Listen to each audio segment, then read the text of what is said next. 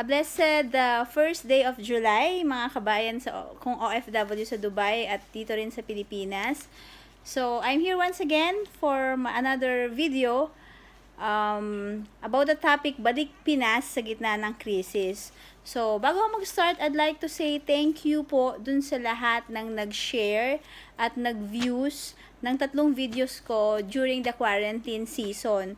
So, thanks God and praise God na it reaches like almost 700 views dun sa 3 videos, and marami rin pong nag-message at nagpasalamat sa na-inspire ko sila somehow at nabigyan ng tips kung paano ba yung dapat nilang gawin during the quarantine season, paano magiging quality yung quarantine nila, at magkakaroon sila ng peace sa pag-uwi nila sa Pilipinas. So, that was almost a month ago na. Then, this month of July, as a way of Thanksgiving, I created this Balik Pinas sa gitna ng crisis theme ng vlog ko. So, we will talk about some things na naging comment ng mga nag-views, mga nagtanong kung ano-ano ba yung mga nangyari during the quarantine season. Then, kung ano ba yung dapat nilang i-prepare bago sila umuwi ng Pilipinas. So, before that, I'd like to thank OWA. By the way, yung sa AKAP, nakakuha na po ako. Ito po yung aking proof of, nakuha ko na siya. So, nag-apply po ako ng April 20. Then, nakuha ko po yung approval last week. So, nakuha ko po almost 10,000 pesos. So, thank you, Dole, AKAP, OWA, sa ayuda. So, praise God, may pandagdag sa panggastos. So, sa mga hindi pa po nakakilala sa akin, I'm Marilu Lorenzo Joson. I am an OFW for 15 years. And ako po ay umuwi noong April 28. So, may trabaho pa po ako sa Dubai, pero ano po kami ngayon, I'm part of the employees na nabigyan ng 3 months unpaid leave, at ngayon po medyo na-extend pa. So, alam ko po, ang dami nangyayari sa Dubai ngayon dahil nga crisis due to COVID. So, marami po akong kaibigan na nawala na ng trabaho, iba talaga 6 months unpaid leave, yung iba 1 year. So, praise God, I still have work at babalik naman po ako sa Dubai, hopefully by August latest, para po mag-work ulit. So, ngayon po, our topic today is to answer yung mga questions and comments na natanggap ko po dun sa aking 3 videos. So, sana po makatulong at masagot. So, I'll try to make it simple, clear, based on my experiences and based po dun sa facts na nakuha ko rin po sa OWA. So, first, ang nagtatanong po is, yung booking ng ticket, paano po ba magpabook? So, sa booking ng ticket po, kung kayo po nawalan ng work, supposedly dapat yung employer nyo po ang magbabayad. In my case, since may work pa po ako po yung bumili ng sarili kong ticket. Pero hindi na po ako dumaan sa OWA or sa consulate para ipaalam yung sitwasyon ko. Ako na po yung direct na bumili ng ticket. So, iba naman yung magiging way po nun kapag kayo ay repatriation, kasi may repatriation program ang consulate. So, you have to coordinate with consulate about repatriation para po libre yung ticket. So, yun. Saan kayo nakakabili ng ticket? Sa travel agency po. So, I'd like to promote yung agency na kinuhaan ko, ang Airlink, si Bro Joffrey. Good customer service niya na talagang aasikasuhin ka niya sa pagbubook ng ticket.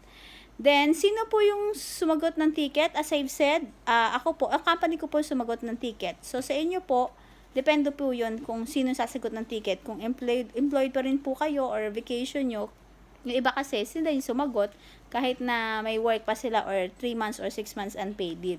So, depende po yan sa company. So, you should clarify po yan sa HR. Then, second po, tinatanong nila, pwede po bang magpa-advance booking sa hotel or mamimili? So, hindi po pwede as an OFW. Kasi akin po, pagdating niyo po talaga, doon po kayo i-allocate sa hotel. The good thing nitong starting ng June, mas maganda na po yung system ng OWA. Dahil sa mga feedback na rin ng mga nauna, nung March, na April, kami po, mga nag-feedback na po kami. Pagdating nyo po, if you will visit OWA Quarantine Operations Facebook, saka OWA Facebook, saka ang Philippine Coast Guard Facebook, meron ni-release nung May 2020 or May 21, na pagdating nyo na po sa airport, may swab test na po na gagawin. So, hindi nyo na po kailangan mag-complete ng 14 days na katulad ng ginawa namin, or yung iba po katulad sa amin is na-extend po kami ng 21 days, yung iba 1 month, yung iba nga 2 months. So, upon arrival po, magkakaroon na po kayo ng swab test, then maximum 7 days, makakauwi po kayo kung negative po kayo. The result will be given maximum 3 days, and then, yun, papauwi na po kayo. Magkakaroon na kayo ng electronic certificate na you are free to leave the quarantine area, and then magko-complete na lang kayo ng 14 days, depende po dun sa LGU nyo, sa lugar nyo, kung ano yung protocols nila. So, you will have this home quarantine 14 days kapag negative po. Pag nag-positive naman po, automatically i-treat po kayo, then i-isolate po kayo. So, for further more information, visit OWA page ng OWA Quarantine Operations page, para po dun sa memo na yun na nirelease nila nung May 15 or May 20, something like that. So ngayon, sagot po ba yung hotel or libre ba or may bayad at kasama po ba yung food? Sa case po ng lahat ng OFW, basta po registered OFW, OWA member, whether active or not active, sagot po ng government yung hotel, and kasama yung 3 times a day na food, tapos may merienda pa. And then, sa mga tourist visa at sa mga visit visa, ayun po, you have 2 options po eh. Kung meron po silang libre, yun sa to go, dun pinapadala. Ngayon, kung ayaw mo magbayad naman po, merong hotel na accredited hotels for quarantine operations, ang OWA, na ang average po per day, around 3,000 to 4,000 po per day. So, depende po yun sa budget nyo po. So, sa mga visit visa po, mag-prepare po kayo ng money pagdating po, or yung iba practical na lang, doon na po sila sa sa to go na ino-offer for free. Next, kailangan po bang mag-register in advance para po maayos lahat? So as I've said, yung sa case ko po, hindi po ako nag-register, pero as of June, nakita ko po sa page nila na meron na pong nirelease na Oasis, ang tinatawag OFW Assistance Information System, ang OWA and IATF. Which means, lahat po ng nakabook na ticket na uuwi from June, o marami po ngayon by July or August, mag-register na po kayo dyan to facilitate yung information nyo, kung saan kayo nakatira, yung mga information na pifill upan nyo rin naman para siguro ma-forecast ng OWA at ng IATF yung mga paparating na OFW. So, visit the page ng OWA Quarantine Operations page para po sa more information. So, register in Oasis, which is OFW Assistance Information System. Ayun po. Then, tinatanong din po nila kapag po ba may anak or may asawa or pamilya, isang accommodation po ba? Yes po. Basta po isang booking kayo, kasi po may nakasabay ako na may anak siya, tapos mag-asawa, isang room lang din po sila. So, yun nga lang, hindi po kayo makakapili ng room kasi designated yon. So, sa akin po, I have my single accommodation room. So, I praise God at naging maayos naman po lahat. So, gaano po kabilis malaman yung results? As I've said po kanina, maximum 3 days malalaman nyo na po. In fact, dun sa page nila, yung sa nakaraang June, second week of June, meron from Clark, Pampanga yung hotel nila. Parang in 3 days, napauwi kagad sila. On time yung pag-release ng results. So, alam ko po sa previous videos ko, makikita nyo po na na-delay kami, naghintay, maraming na-frustrate, maraming nagagalit. Pero po, ngayon po, mas smooth flow na, mas okay na yung system. Saka meron na po silang OWA Uwian na mobile app. So, i-download nyo rin po yon. Kung kayo po ay uuwi, I advise nyo po na basahin nyo po yung lahat ng mga new rules. Yan, also watch our videos, yung mga nag-video ng live or sa makakatulong sa mga tips na ano pong gagawin nyo po. So, ayun, yun po. Yun po yung mga normal na tanong na sana po nasagot ko po, and just always visit the page, as I've said, OWA Operations Quarantine Operations page para po for more information. Then, this vlog, it's gonna be running for 1 month, the buong month of July. I-discuss ko po yung mga day-to-day activities, real lives, like my next topic would be, ano yung mga preparations ko Kasi I have 3 kids na from Dubai, nilipat ko po sila dito sa Pilipinas and they're doing homeschooling na dahil nga po COVID. So, ano yung mga ginawa kong preparations para maging maayos? Since I'm only in vacation, I have limited time. I'm only on vacation, I have limited time. So, kailangan po naka-schedule talaga and nakaayos yung mga preparations ko. Then, I will have a session about Buhay Pinas, comparing pesos to dirhams. Kasi 'di ba dati, nung visit visa tayo, we used to compare pesos to dirhams. Ngayon, ko-compare na ako ng dirhams to pesos. So, yung reality check kung magkano pa ang nabibili ng 500 pesos sa supermarket. We will discuss all about that. Then, financial budgeting. 101 as a nanay na ako po wala pong sahod ngayon. Ano pong ginagawa ako daily. Then, ano yung mga dapat i-consider kung uuwi po kayo. So, yun yung mga next topics namin. So, kung nagustuhan niyo po itong video nyo na po ito, please like and subscribe for more information. So, may mga previous videos po ako. You can view it din po and you can share.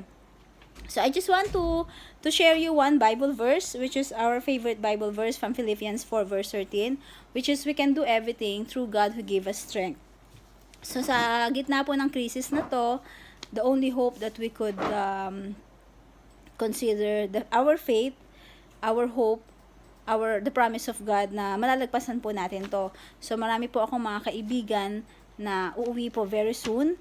Yung iba po sa kanila nawala ng trabaho, totally wala rin syempre na ipon, marami pong obligasyon sa banks, credit cards. So, mga nagtatanong po kung anong gagawin nila.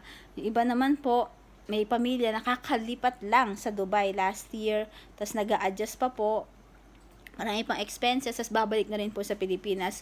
So, ito pong page na to, I hope makatulong sa abot na aking makakaya based on my experiences na ano ba yung dapat gawin, ano yung mga dapat na i-consider. So, somehow, it's my honor na tinatanong po ako kung ano yung gagawin nila. So, you have your own decisions whether uuwi po kayo or hindi. In my case, umuwi po muna ako for maximum 3 to 4 months. Kasi kung wala rin naman pong sahod, parang mas pinili ko na rin po na makasama ang pamilya ko during crisis. But thanks God, I have a work na babalikan po. Hindi nga rin din po ganun na rin ang sahod. It's really half or even more than half na, but thanks God that I have work. So, sa mga next videos ko po, we will be discussing ano yung mga consideration kung uuwi po ba o hindi uuwi kung natanggal po tayo sa trabaho. So, yun lamang po. Thank you very much and I hope you like this video. So, don't forget to like and subscribe and share this video. Now, just one more paalala po na kung kayo po lilipad na or may booking na kayo ng ticket in next week or the next 14 days, please make sure you will keep yourself healthy and presence of mind plus yung prayerful mindset. Dapat naka-ready po kayo.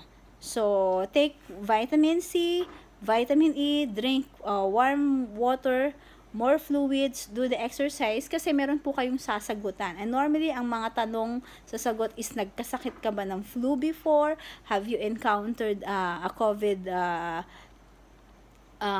person na may PUM o PUI? And sa bansa po natin sa Dubai, marami nga pong cases. So, kung kayo po ay uuwi in the next 2 weeks or even soon, make sure po na mag-home quarantine na kayo. I mean, checklist na po kayo na you will be in good health po. Para po, wala kayong sipon, wala kayong ubo kasi itetest po kayo. At sabi ko dun sa isang video ko, medyo may sakit ang test sa ilong, sa lalamunan. So, sa may mga bata naman po, please, you try to talk to them and i-orient nyo na po sila kung ano yung mararamdaman nila during the swab test. So, yun lamang po. Once again, God bless you all and I hope you like this video and somehow nakatulong po sa inyo. Until my next video, thank you and God bless you all. Bye!